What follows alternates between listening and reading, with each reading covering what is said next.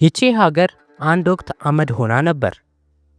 በዓለም ታሪክ አስከፊ የተባለውን የኒውክሌር ጥቃት አስተናግዳ ህዝቦቿ ሁሉ ተስፋ በቆረጡበት ቅጽበት ጃፓን ግን በላቧና በደሟ ታምር ሰራች። ዛሬ ላይ ቆመን ስናያት ግን አንድ ጥያቄ መመለስ አይቻልም። ጃፓን እንዴት ከአመድ ተነስታ የዓለማችን የቴክኖሎጂ ቁንጮ ልትሆን ቻለች? ወይስ ጃፓኖች የደበቁት ሌላ ሚስጥር አለ? አብራችሁን ቆዩ።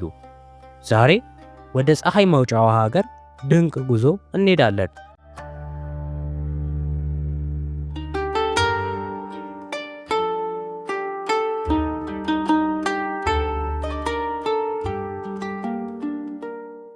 ነሐሴ 1945 የዓለም ታሪክ የተቀየረበት ቀን።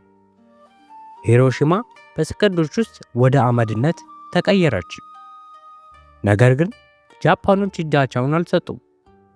ከጥላቻ ይልቅ ስራን፣ ከበቀል ይልቅ ዕውቀትን መረጡ። ዛሬ ሂሮሺማ የሰላምና የጥንካሬ ተምሳሌት ናት።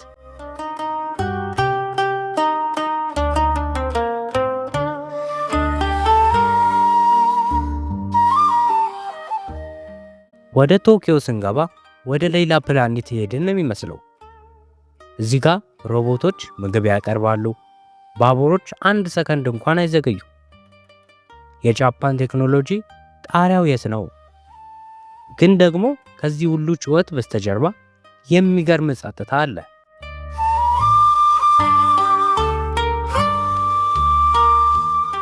ጃፓን ዘመናዊ የሆነችው ባህሏን ጥላ አይደለም። ቡሺዶ ወይም የሳሙራዮች የክብር ሕግ ዛሬም በጃፓን ኩባንያዎች ውስጥ ይሰራበታል። ታማኝነት፣ ስርዓትና ክብር። ጃፓንን ጃፓን ያደረጋት ትልቁ ሚስጥር ቴክኖሎጂው ሳይሆን ይህ የማይናወጥ ስነ ምግባር ነው።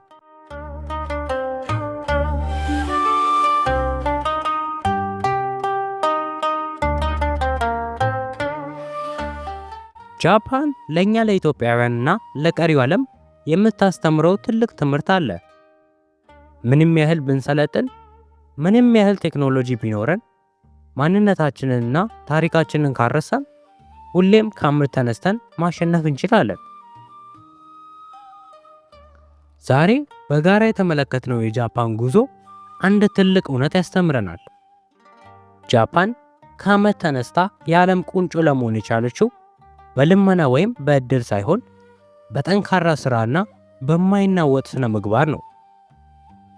የሂሮሺማ ቁስል ጃፓኖችን አላሰናከላቸው፣ ይልቁንም ለሰላምና ለቴክኖሎጂ ያላቸውን ጥማት አበረታታው።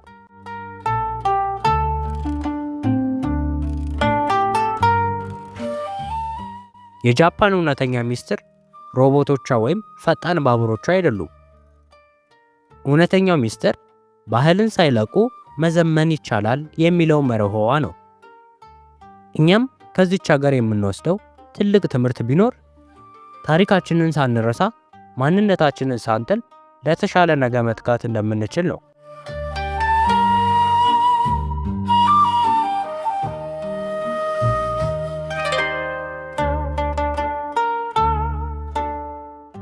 የዛሬው ጃፓን ቆይታችን እዚህ ላይ ያበቃል።